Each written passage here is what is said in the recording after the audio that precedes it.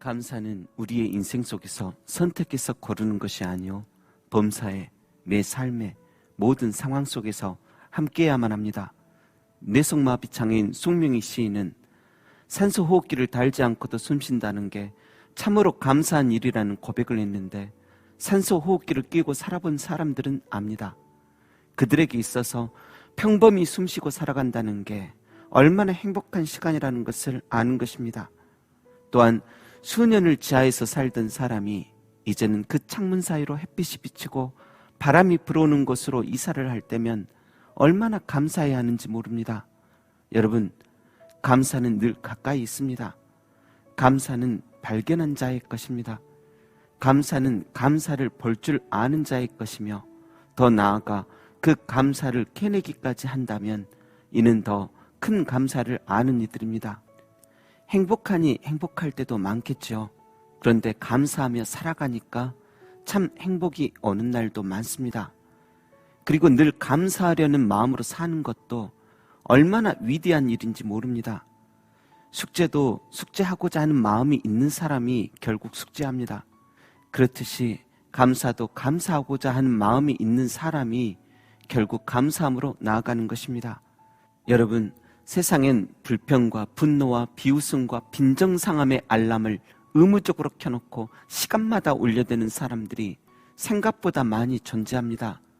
그렇게 살아야 악인들에게 당하지 않게, 또 세상 사람들도 그리 살아가기에, 그래서 끼리끼리 그렇게 함께 분노하며 불평하며 빈정상해하며 비웃고 살아야 역시 넌 내 편이다, 너는 정말 가식 없는 사람이다 말해주기에, 또 내가 소리치르면 내 곁에 사람들이 무서워서라도 순종해주고 질서가 잡히기에, 그래서 그렇게 불평과 분노와 비웃음과 빈정상함의 알람을 의무적으로 켜놓고 시간마다 울려대며 살아가는 사람들이 많은 것입니다.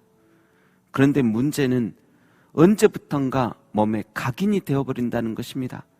불평과 분노의 알람을 예약하지 않아도 이제는 몸이 반응합니다.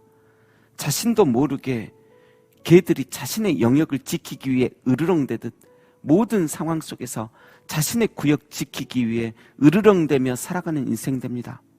차를 타고 가다가도 자신의 영역을 침범한다 여기면 용서하지 못하고 으르렁대며, 누가 앞서가는 것도 자신의 영역이 작아진다 여겨 으르렁대며, 가족들의 투정이나 침묵도 자신의 영역에서 자신의 존재감이 사라진다 여겨 으르렁대며, 심지어 하나님 앞에 나와서도 주님 앞에 으르렁대며 분노합니다.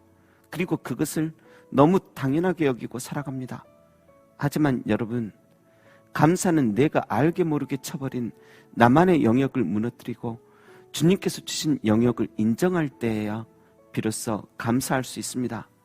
나만의 영역이 너무 견고하고 높으면 하나님 앞에 나아갈 수도 없고 친구를 만날 수도 없으며, 만난다 해도 진정한 친구가 될 수 없습니다. 나만의 영역이 너무 견고하고 높으면 나만의 고집과 선입견으로 하나님 말씀이 인정도 되지 않을 뿐더러 평범히 하나님 말씀을 전하는 자마저 나의 영역을 무너뜨리려 하는 사람으로 잘못 인식하는 경우도 있습니다. 그래서 사도 바울이 참 많은 곳에서 복음 전하고 나서 매맞고 멸시받는 일들이 다반사일 때도 많았습니다. 자기의 영역을 침범한다 여기는 이들로 인하여 수많은 고초와 아픔을 겪는 것입니다. 하지만 데살로니가 교회 성도님들께서는 다릅니다. 본문에도 보면 그들은 바울이 성도들이 합당히 행하는 삶을 살기를 바라는 소망 때문에 아버지가 자기 자녀에게 하듯 성도들을 향하여 권면하고 위로하고 경계하는 설교를 할 때에 데살로니가 사람들은 그 말을 사람의 말로 듣지 아니하고 하나님 말씀처럼 받아주었다고 고백합니다. 그것이 바울에게는 얼마나 행복하고 감사한지 모릅니다. 내 말 잘 들어서가 아닙니다. 그들이 자기만의 영역을 무너뜨리고 하나님의 영역 속에 들어가니 그것이 너무 행복하고 감사한 것입니다. 그들이 범사에 헤아려 좋은 것을 취할 줄 알고 범사에 감사한 것들을 볼 줄 아는 눈이 있다는 것이 바울에게는 너무 큰 행복인 것입니다. 그런데 또 반대로 모든 사람들이 데살로니가 교인 같지 않을지라도 사도 바울은 범사에 감사합니다.